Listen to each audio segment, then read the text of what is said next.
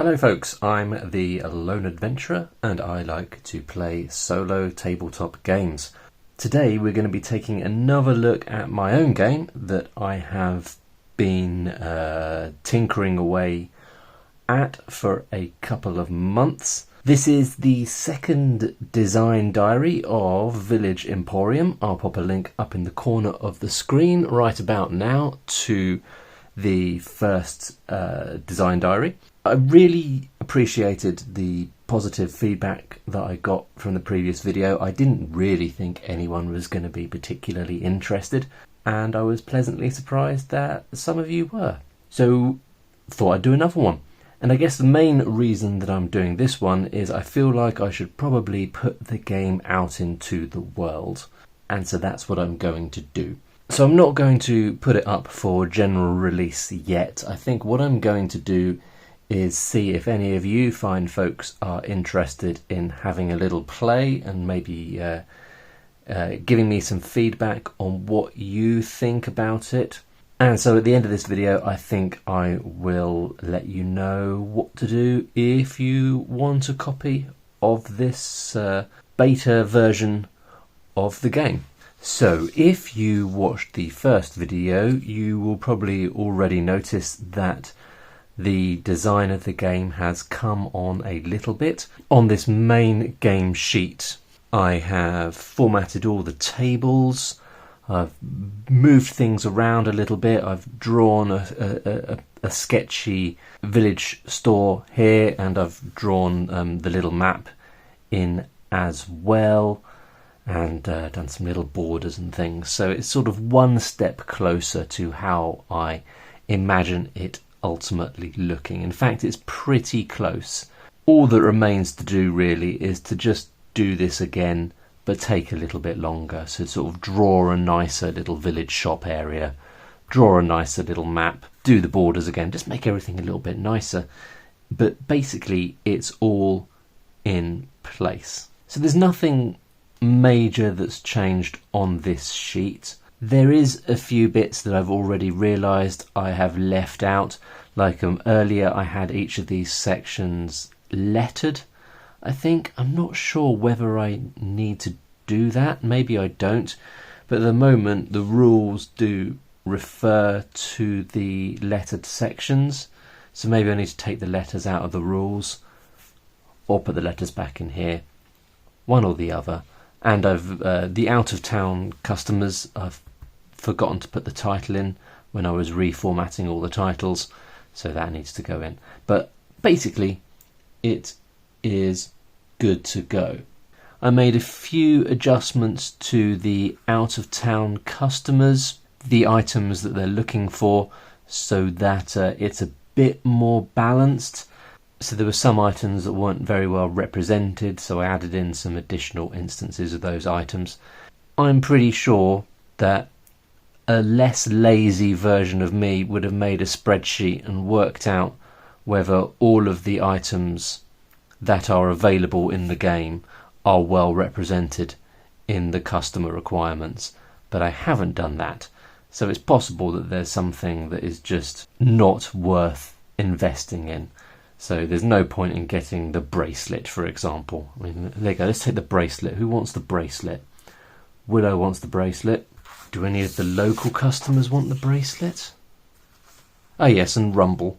Okay, so there's two customers that want the bracelet. Anywho, I don't know. Maybe there's some items that are less beneficial to stock. I tried to get the balance right. I've done my very best, stopping short of actually getting technical about it and making a spreadsheet. So there you go. That really is the headline. That's one of the headlines, is the updated improved sheet. Quite pleased with how that's coming along. I have made some adjustments to the rules as well. I've made some layout adjustments because I wanted to fit more stuff in, as you will see in a minute. I made some tweaks to the setup, given the player 6 coins initially now. Said that you get to roll on traders A and B when you're doing the initial stocking of the shop for the stuff that you have before you start.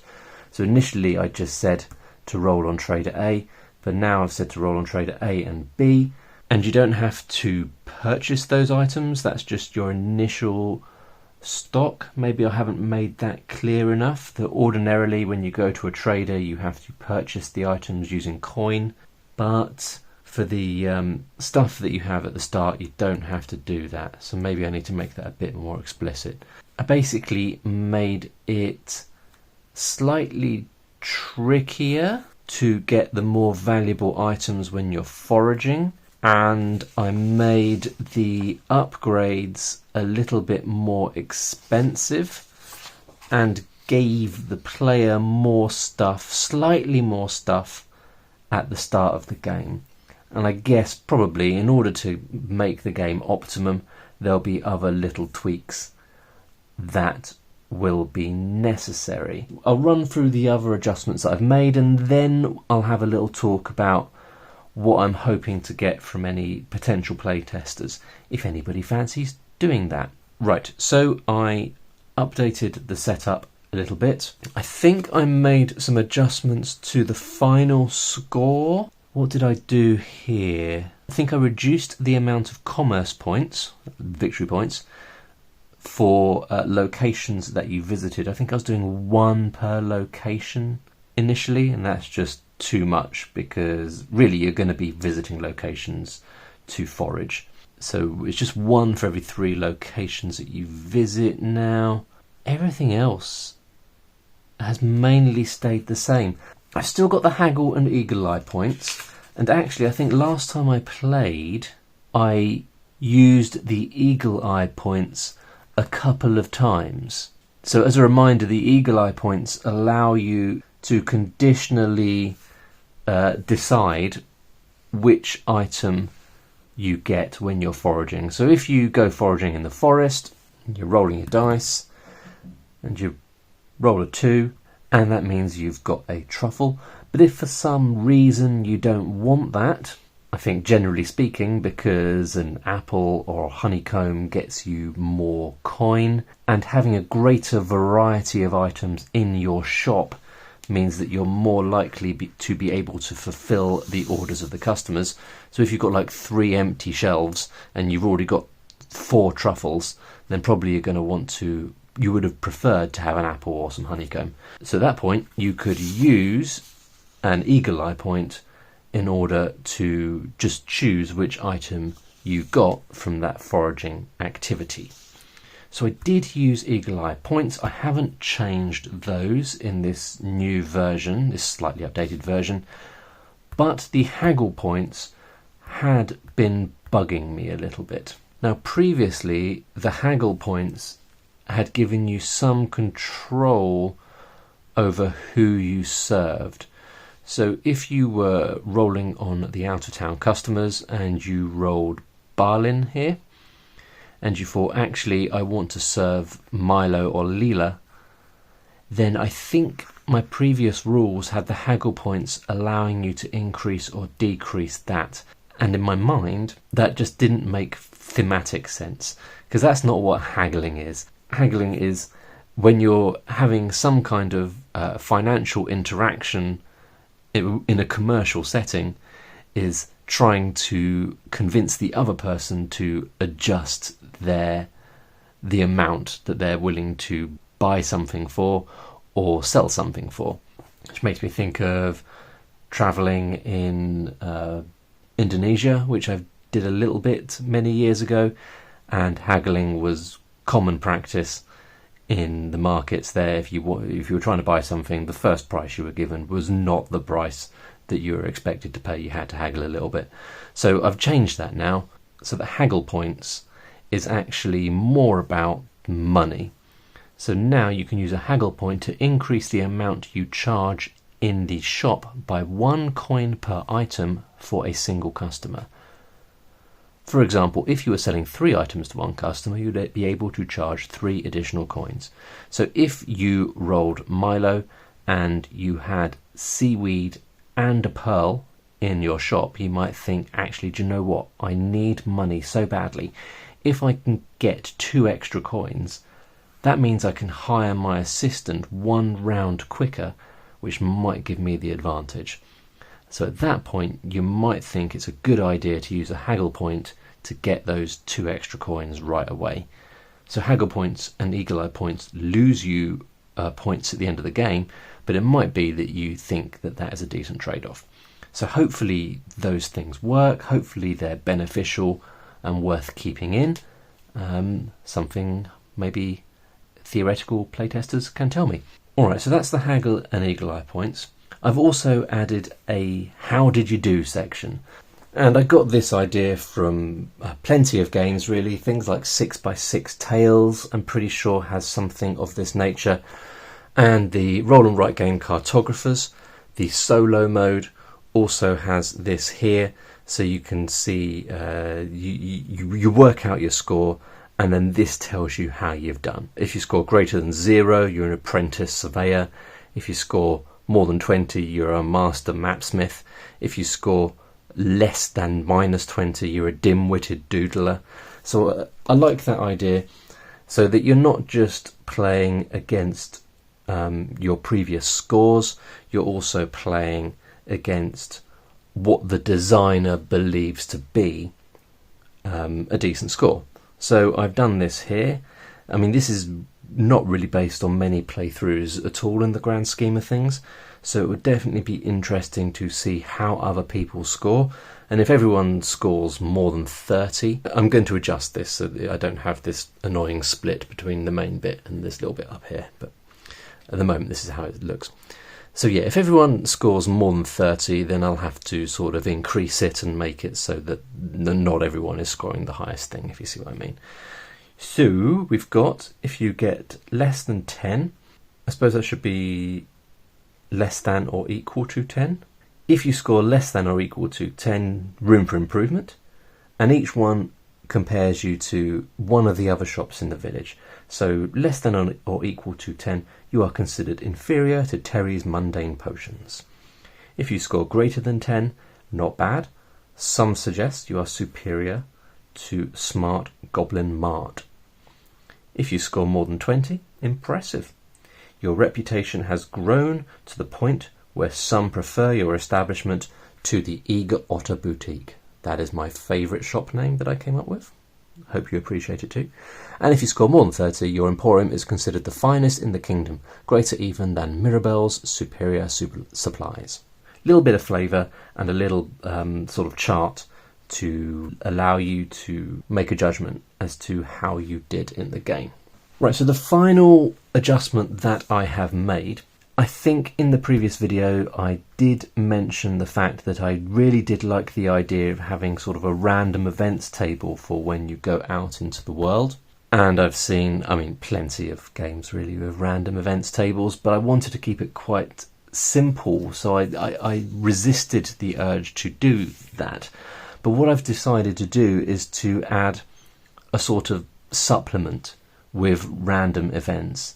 So it will be separate from this sheet and the main rule sheet.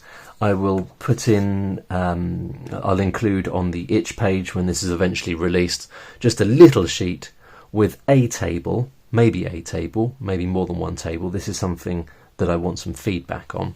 And I've written some rules here. So we've got the events are in a separate supplement and can be optionally used to add flavour to the game. So I've tried to balance them so that they are half good things happening and half bad things happening. So it is going to add an element of randomness. It is going to make the game more unpredictable and less based upon the skill of the player. But I kind of like that sometimes, and I know other people do. So when you go out to trade or forage, you must first select where you intend to go. So as normal, you would say, okay, I'm going to go out and I'm going to visit Trader A. Or I'm going to go out and I'm going to go to this plains location and do some foraging. Then you roll on the table. Right, so let me show you some of the examples. Okay, so let's roll on the table and see what we get. 6. You've got a hole in your pocket, lose 1 coin. So basically 7 is nothing happening, Anything less than 7 is a negative thing. Anything more than 7 is a positive thing. Perfect. So that is 10. Business is slow at your chosen trader. You may buy 2 items, roll twice if you wish. So this is why you have to pick where you're going first, because the event you roll might not apply to the location that you've gone to. So if you go to a foraging location and you roll a trader event, then you can't do it. If you roll a foraging event, then you can do it. For example, if you roll a 9, plentiful foraging, roll as usual, but then roll a second time, this time for another terrain of your choice. Don't mark off a second location, because you have to tick off locations when you foraged them. So you get like a bonus foraging roll, basically. So it means that the event that you roll isn't necessarily always going to happen.